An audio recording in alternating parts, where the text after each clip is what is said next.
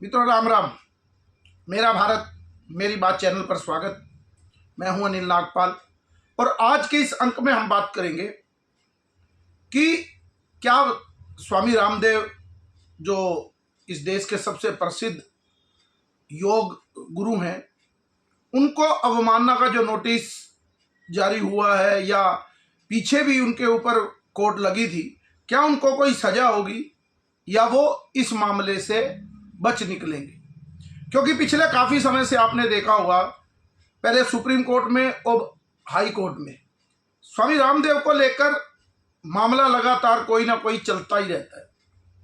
अब जो ताजा मामला है, स्वामी रामदेव ने 3 अप्रैल को एक ट्वीट में एक 10 मिनट का वीडियो जारी किया और बताया कि किस तरह से एक कंपनी है जो बनाती है एक शरबत, पे शरबत, अगर उसको पियोगे तो मदरसे खुलेंगे और भारत के खिलाफ साजिश होगी, और अगर आप पतंजलि का जो शरबत है वो पिएंगे तो उससे गुरुकुल खुलेंगे।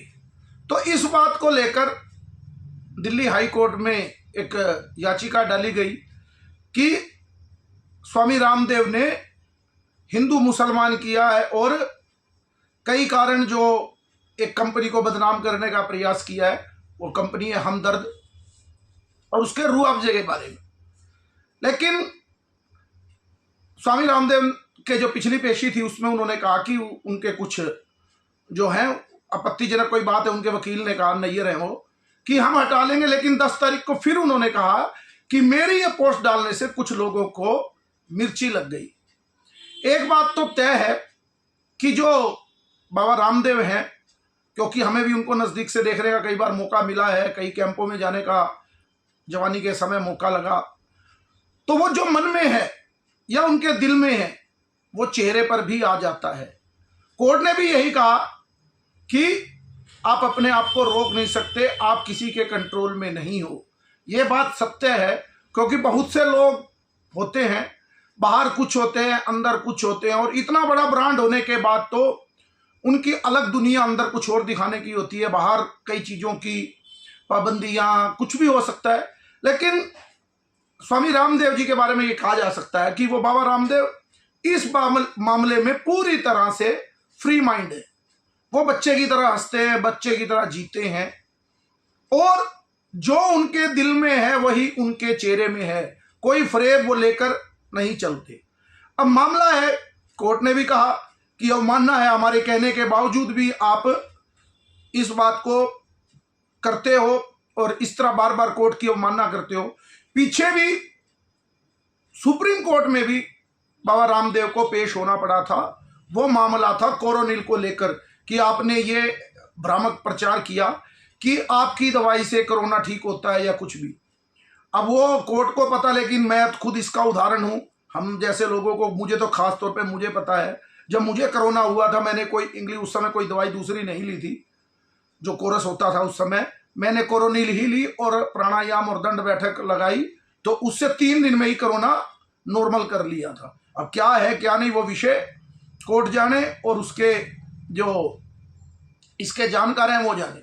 लेकिन एक बात तो इन बातों से नजर आती है कि बाबा रामदेव कहकर निकल जाते हैं या वो कोर्ट उनको करती है, लेकिन जो असली बात है कि मुझे लगता है कि कोर्ट भी बाबा रामदेव के पीछे, या उनके वस्त्र हैं भगवा, उसके कारण से उनके पीछे ज्यादा लगती है।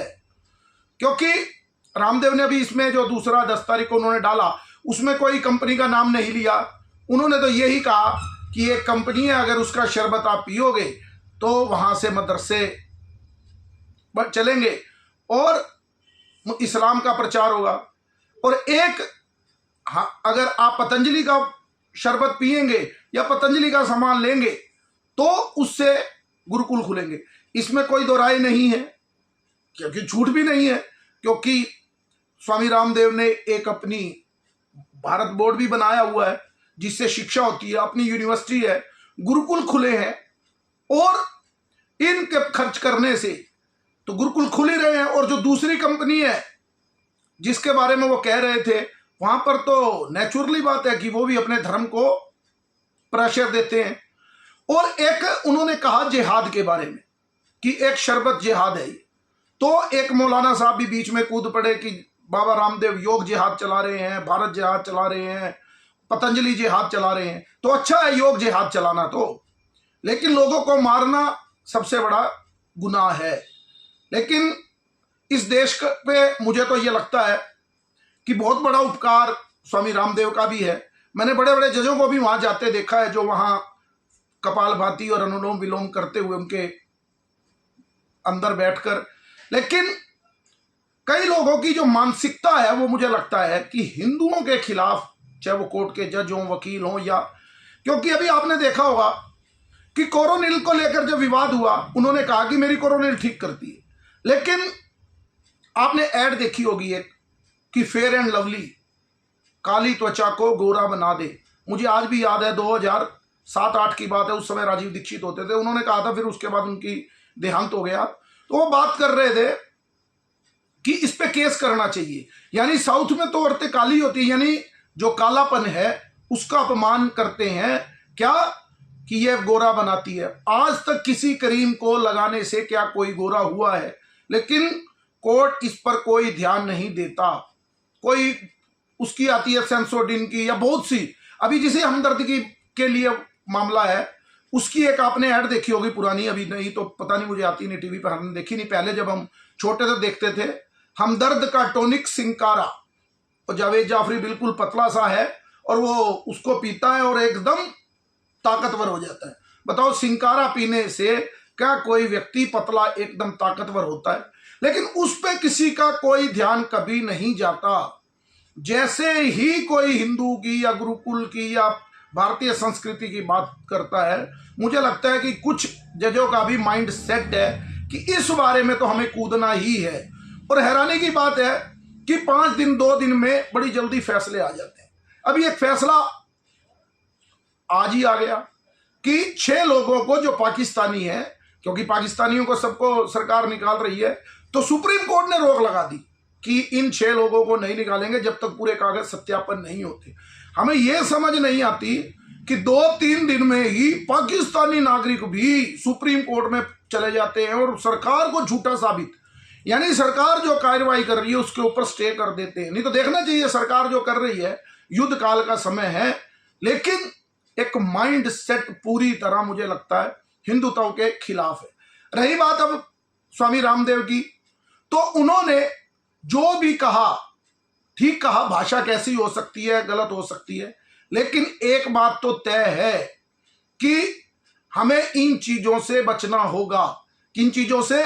जो जिहाद का काम, या इस देश में यह कहिए कि जिहाद नहीं है, कोर्ट भी ये मान ले कि जिहाद नहीं है, तो उस कंपनी के बारे में तो यह भी कहा जाता है, क्या है सच झूठ हमें नहीं पता, कि वो केवल मुस्लिम लोगों को ही नौकरी देते हैं।